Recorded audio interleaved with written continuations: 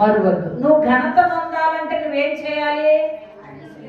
నువ్వేం చేయాలి? ఘనత పొందాలంటే, నువ్వు హెచ్చించబడాలంటే, నువ్వు ప్రజలలో ఘనత పొందాలంటే, అలాగే నీ నుండి పరిశుద్ధాత్మ దేవుడు ఘనత పొందుతాడు. నువ్వు ఇక్కడ ఎంతగా ప్రభుని గణపరుస్తావో, నువ్వెంతగా ప్రభుని ఆరాధిస్తావో, నువ్వెంతగా ప్రభుని హెచ్చిస్తావో ఆయన కూడా ఘనతనిస్తాడు. ఆయన కూడా ఘనత పొందుతూ ఉంటాడు. అందుకని పరిశుద్ధాత్మ దేవుడు ఏమంటున్నాడంటే, నా కుమారుడు నా ఉపదేశంలో మరొక నా ఆజ్ఞలను హృదయపూర్వకంగా గైకొనమంటున్నాడు. ఆయన శాసనములను గైకొనాలి అంటే ఆయన నిబంధనలను గైకొనాలి, ఆయన ఆజ్ఞలను జాగ్రత్తగా గైకొనాలి. యోబు రాసిన గ్రంథంలో ఒక మాట ఏమంటాడంటే, నువ్వు నన్ను జాగ్రత్తగా వెతికినేడలా నేను మీకు దొరుకుతాను. నువ్వు జాగ్రత్త పడాలి.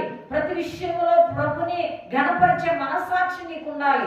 ప్రతి విషయంలో ప్రభుని హెచ్చించే మనసు నీకు ఉండాలి.